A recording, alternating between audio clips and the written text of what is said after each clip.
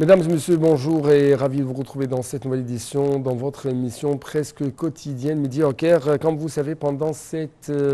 émission, on essaie de vous présenter presque les grands événements qui ont émaillé la scène égyptienne durant les derniers jours. Donc nous allons être ensemble dans cette tournée dans le monde égyptien, mais après cette petite pause.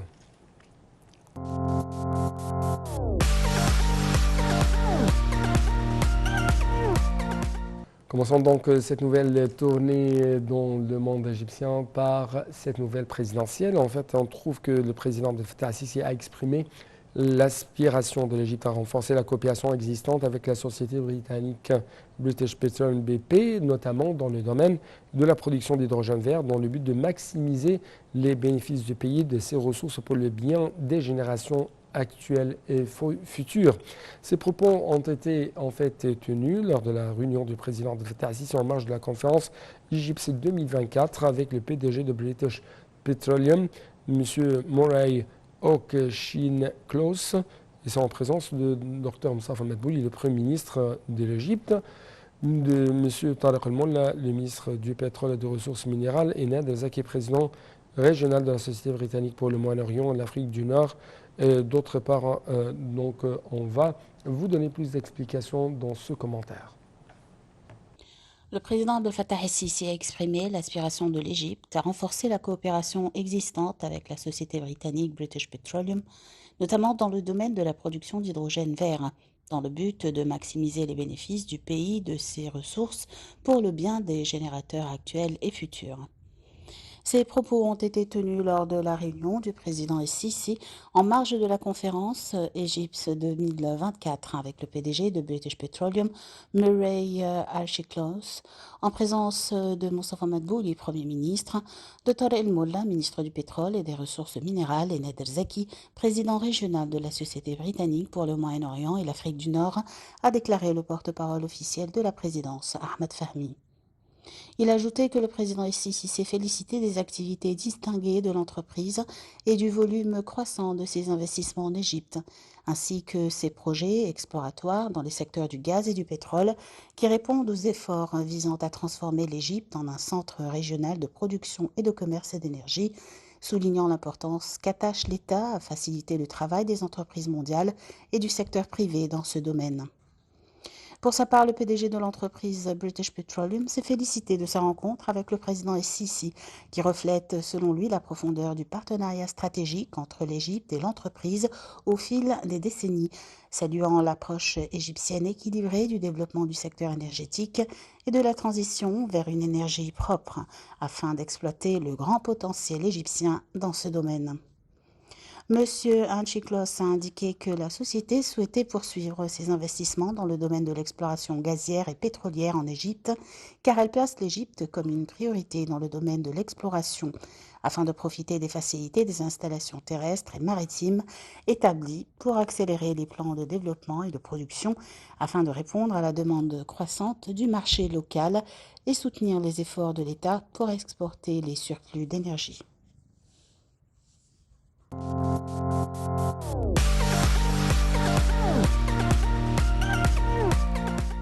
En fait, on trouve que le Premier ministre Dr Moustapha Madbouli a souligné l'importance des projets en cours dans le secteur pétrolier vu leur rôle dans l'augmentation de volume de la production locale de produits pétroliers, car cela contribue à réduire les coûts d'importation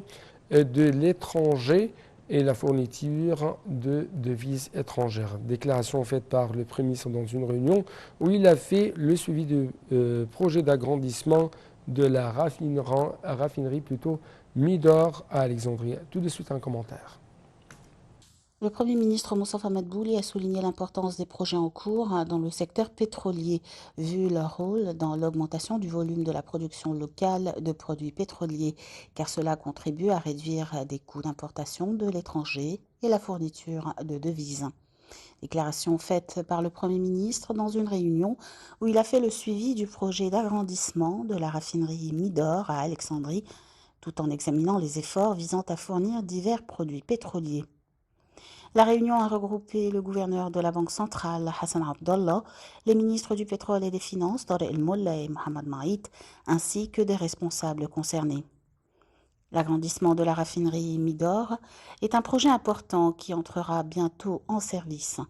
Ce projet vise à maximiser la production de produits pétroliers en augmentant la capacité actuelle de raffinage de 100 à 160 000 barils par jour, en ajoutant 5 nouvelles unités et en agrandissant certaines unités existantes, a précisé le ministre du Pétrole.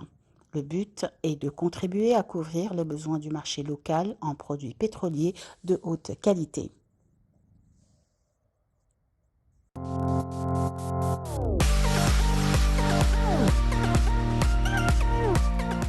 L'Égypte a exprimé son profond regret de l'incapacité du Conseil de sécurité à adopter une résolution exigeant un cessez-le-feu immédiat dans la bande de Gaza après l'utilisation par les États-Unis de leur veto pour la troisième fois contre le projet de résolution soumis par l'Algérie au nom du groupe arabe. L'Égypte considère la non-adoption d'une résolution appelant un cessez-le-feu dans un conflit armé qui a coûté la vie à plus de 29 000 civils, dont la plupart sont des enfants et des femmes, comme un précédent honteux dans l'histoire du Conseil de sécurité.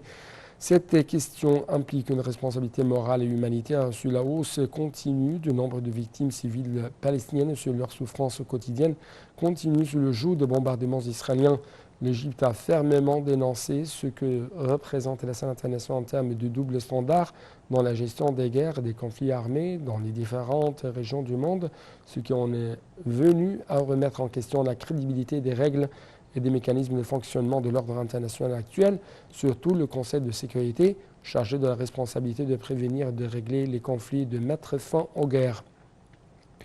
L'Égypte a d'autre part affirmé qu'elle continuerait d'exiger un cessez-le-feu immédiat comme le meilleur moyen de garantir l'effusion du sang des civils palestiniens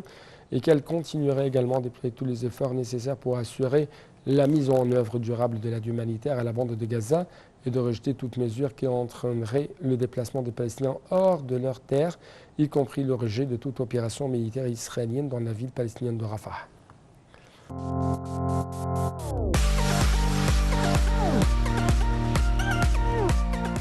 Le ministre serbe des Affaires étrangères, Ivica Dačić, a exprimé sa profonde appréciation pour la direction, le peuple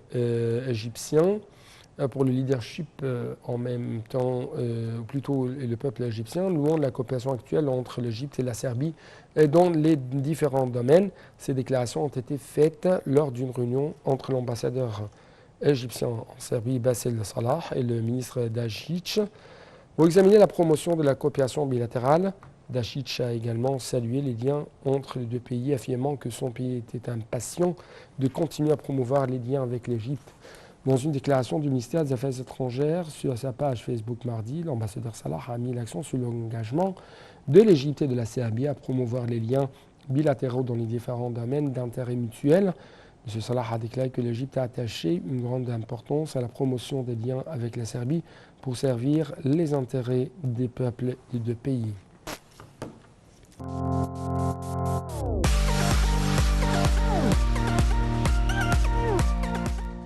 La ministre de la Solidarité sociale, Nevin Al-Qabbaj, a reçu le ministre canadien de coopération internationale, Ahmad Hussein, ambassadeur du Canada au Caire, M. Louis Dumas. Au cours de la rencontre, la ministre a passé en revue les efforts de l'État égyptien du ministère de la Solidarité et de Croissant-Rouge dans la crise dans la bande de Gaza. La ministre a souligné la nécessité d'élargir les zones de stockage des aides humanitaires pour garantir la disponibilité des aides fournies par l'Égypte ou par les institutions internationales. Al-Qabbaj a passé en revue les défis liés à l'acheminement des aides dans le cadre du conflit qui a eu lieu depuis 4 mois.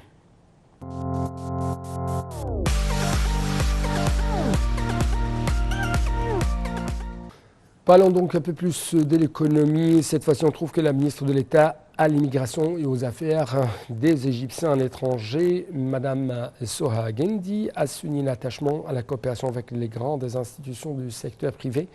pour soutenir les efforts de responsabilité sociétale, de développement durable et de la participation à la mise en place d'alternatives sûres à la migration illégale. Elle a tenu ses propos en recevant la directrice des programmes de responsabilité sociétale de l'entreprise internationale Total en Égypte, Raja Jalal, pour examiner les moyens de coopération conjointe en matière de formation pour l'emploi À la lumière du succès qu'enregistre le Centre égypto-allemand pour l'emploi, l'immigration et la réintégration, selon un communiqué du ministère de l'Immigration de mardi. Lors de l'entrevue, Mme Gendi a indiqué la volonté de beaucoup de pays, d'institutions internationales, de grandes entreprises concernées par le rôle sociétal de coopérer avec le ministère, vu les réalisations faites au cours de la dernière période dans les divers dossiers, liés à la formation des jeunes au marché de travail, passant en revue nombre d'initiatives présidentielles, dont l'initiative de bateaux de sauvetage destinée à faire face au phénomène de la migration clandestine.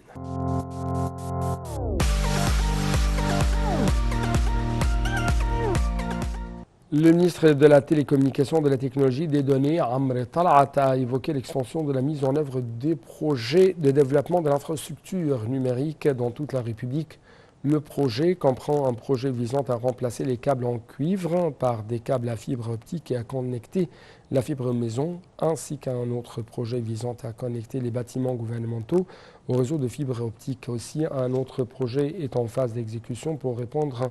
les fibres optiques dans les villages d'initiative Vie décente et fournir des services Internet haut débit à environ 60 millions de citoyens. Ces déclarations ont été faites lors de l'entretien entre le ministre et une délégation de la Banque mondiale.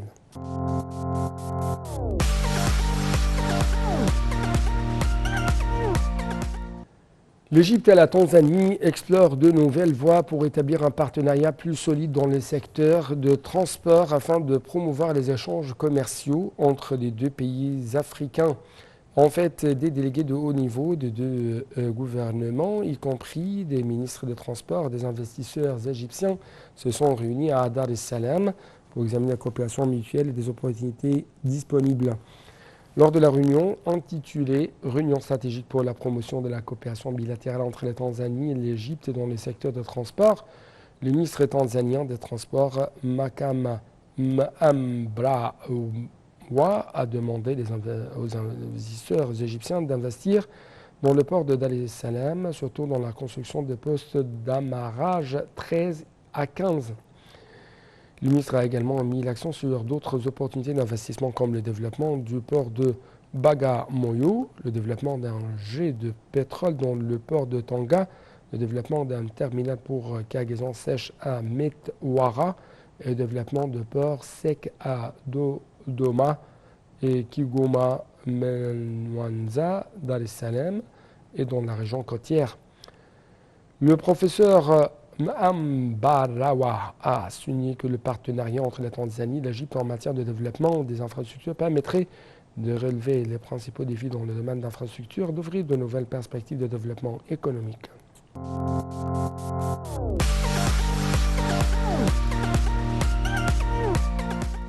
Donc avec cette dernière nouvelle, nous devons clôturer cette édition. C'est pourquoi permettez-moi de vous saluer, de vous dire merci beaucoup pour votre attention. À la prochaine.